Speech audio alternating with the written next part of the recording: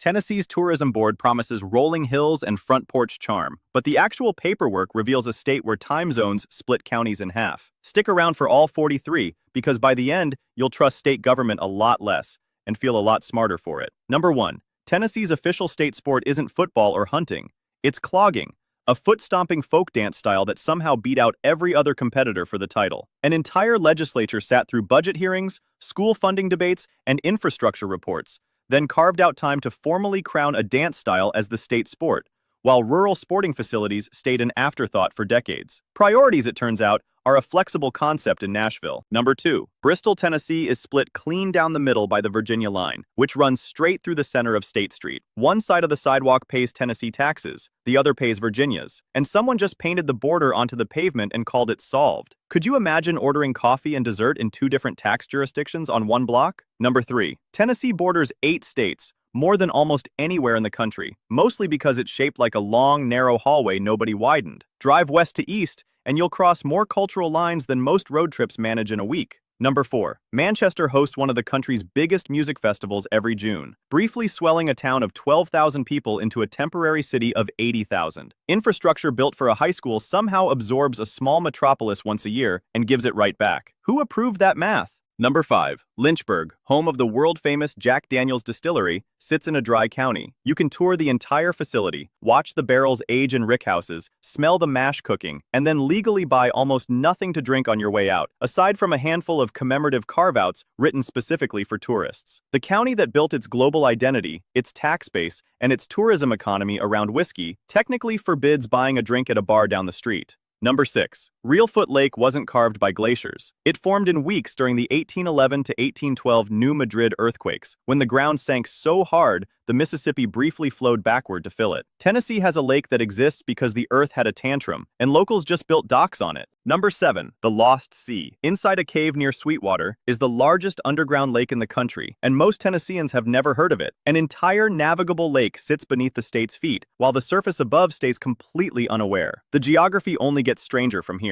Number 8. Nashville zoning once let honky-tonks blast live music at full volume next to thin-walled residential buildings downtown. New condo owners expected charm and got a free, unwanted concert every night at 1 a.m. Could you imagine that mortgage? Number 9. Tennessee runs on 2 different time zones, split by a line running roughly through the middle of the state. Some counties straddle the divide so awkwardly that residents have to check which side of their own county they're standing on before booking a doctor's appointment or catching a flight. The planners somehow get lazier from here. Number 10. Pikeville sits inside the Sequatchie Valley, a long trench between 2 ridgelines locals call one of the longest valleys in the world. It's also so isolated that one mountain pass historically controlled all supplies in or out. Convenient planning, that. Number 11. Knoxville built a giant golden sphere downtown for the 1982 World's Fair as a symbol of its bold future. Decades later, the Sun Sphere is mostly an observation deck and a punchline nobody knew what to do with afterward. Number 12. Memphis sits hundreds of miles from Nashville,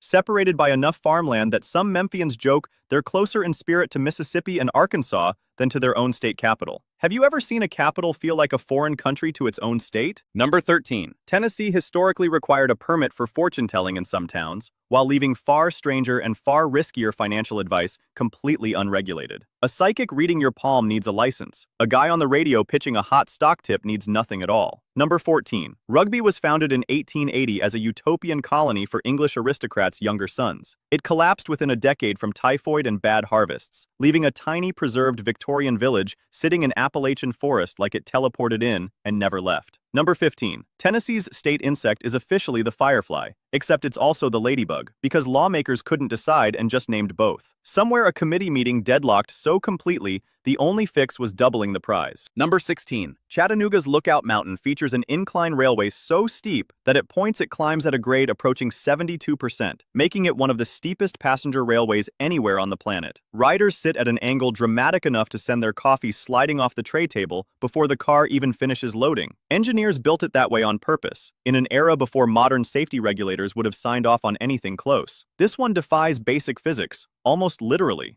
Number 17. Some Tennessee towns still enforce old blue laws restricting Sunday retail sales, meaning you can legally buy a shotgun on a Sunday morning in parts of the state, but not a bottle of wine to go with dinner that same evening. Nobody currently in office has ever offered a satisfying explanation for that particular logic. Number 18. The Cherohala Skyway near Tellico Plains climbs through mountain wilderness with almost no cell service, no gas stations, and no guardrails on long drop-offs. Gorgeous, and also the kind of road where a flat tire becomes a survival story. Would you drive that at night? Number 19. Dayton hosted the 1925 Scopes Monkey Trial, and the town leaned so hard into the spectacle that vendors sold toy monkeys right outside the courthouse. The trial functioned less like a legal proceeding and more like a county fair with a judge. Number 20. Tennessee's state drink is milk. Not sweet tea, not moon pie soda, milk. Lawmakers spent session time crowning a beverage every grocery store already sells. The planners somehow get lazier the longer this list goes. Number 21. Pigeon Forge and Gatlinburg sit minutes apart near the entrance to the Smokies, and during peak season, the traffic on a stretch of road barely 5 miles long backs up so badly that locals measure the trip in hours rather than miles. A road built to serve a small mountain town now hosts traffic jams that rival major interstates during rush hour in a real city. Number 22. Tennessee still has old laws on the books in some places, restricting roaming livestock downtown, holdovers from when wandering pigs were a real problem. Many were never formally repealed, they just got ignored. Number 23. The Cumberland Plateau divides the state so sharply that weather on one side can be bright and sunny, while the other side sits buried in fog, sometimes within the boundaries of a single county. Locals plan entire days around which side of the plateau they happen to be standing on at the time. Have you ever seen one county need two completely separate weather forecasts? Number 24. Centerville is home to an entire museum dedicated to Minnie Pearl, and the price tag dangling from her hat. A whole building exists to honor a forgotten joke prop, and locals genuinely love it. We're still just scratching the surface here. Number 25. The Music Highway, Interstate 40 between Nashville and Memphis, is so loaded with small-town detours and roadside attractions that a 3-hour drive can stretch to 5 or 6. The interstate is a suggestion, more than a guarantee. Number 26. Rural county lines were drawn so haphazardly back in the 1800s that some properties technically straddle two counties at once, paying property tax to one government while their mailbox officially belongs to another county entirely. Nobody has ever cleanly explained how something as simple as garbage pickup is supposed to work in that scenario. Number 27. Loretto holds an annual festival celebrating its German Amish heritage in the middle of the Bible Belt, producing a genuinely charming mashup of buggies, bratwurst, and biscuits within a few blocks. Could you explain that combination to a first-time visitor convincingly? Number 28. Several Tennessee counties stay entirely dry to this day, while their direct neighbors sell liquor freely just across an invisible line. So residents simply drive 15 minutes to buy a six-pack legally. The lost tax revenue from this border-hopping ritual has never once changed a dry county's mind. Number 29. Tennessee had its own lesser-known mountain feuds that dragged on for decades over land disputes, so minor nobody alive could explain how they started. Generations of bad blood over a property line nobody can locate anymore. Number 30. Nashville's Parthenon replica,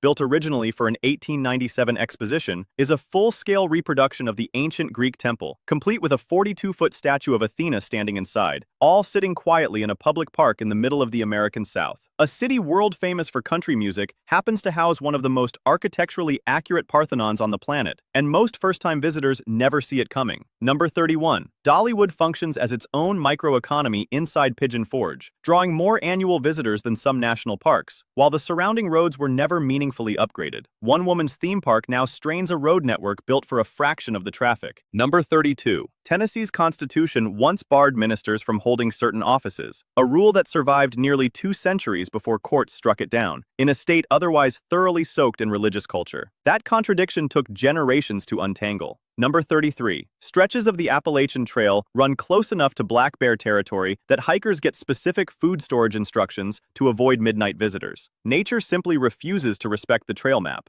Number 34. The legislature once spent real session time legally protecting a specific regional barbecue sauce style, essentially legislating condiment loyalty into law. Somewhere, a neighboring state's sauce got officially snubbed. Number 35. Here's where this stops being quirky and starts being genuinely baffling. Cookeville sits at the point where 3 different interstate routes, planned across 3 separate decades by 3 separate engineering teams that apparently never spoke to each other, all collide at once. The resulting interchange ramps are so disconnected that some drivers loop through the middle of downtown entirely by accident, just trying to merge back onto the highway they were already supposed to be on. Number 36. Tennessee's border with Georgia has been disputed for over 200 years, thanks to an 1800 surveying error that placed the line a mile south of where it should be, cutting Georgia off from river access. Lawmakers have debated fixing a literal math mistake for 2 centuries, and still haven't. Number 37. The Foothills Parkway, a scenic highway connecting sections of the Smoky Mountains, was first proposed back in 1944, and parts of it sat unfinished and unopened for over 70 years, with some segments only finally completed in the 2000s. An entire human lifetime passed between the original groundbreaking and the ribbon cutting on the exact same stretch of road. Number 38. Memphis sits directly on a fault line capable of producing earthquakes far larger than the famous 1811 New Madrid sequence, and seismologists have openly warned for years that a repeat event could devastate the city's older infrastructure. Yet building codes in much of the region were only seriously updated decades after the risk was well understood by scientists. The planners somehow get lazier exactly when the stakes get higher. Number 39. The Mississippi River has shifted its course so many times over the centuries that several small parcels of land legally belonging to Tennessee now sit physically on the Arkansas side of the river, reachable only by driving through an entirely different state to get there. Who actually approved that blueprint? Number 40. The Duck River holds more freshwater mussel and fish species than nearly any river system in North America, an ecological treasure sitting quietly beneath bridges most residents drive over without a second thought. Number 41. Several Tennessee mountain communities remain so geographically isolated that emergency services response times stretch well past national averages, sometimes by 20 extra minutes or more, simply because the nearest hospital requires navigating a single mountain road that floods or ices over on a regular basis.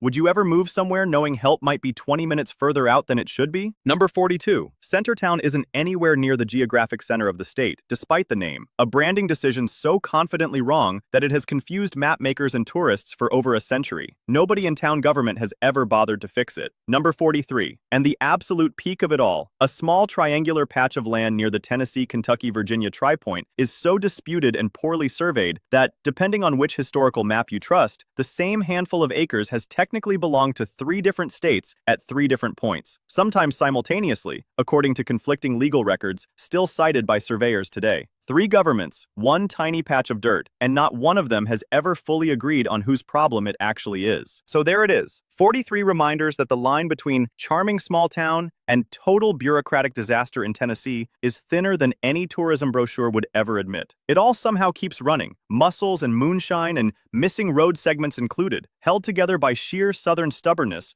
more than any actual master plan anyone designed on purpose. Which one of these 43 made you stop and go, wait, that's real? Drop your pick in the comments below. And if you want more deep dives into the states that quietly make no sense, you already know what to do.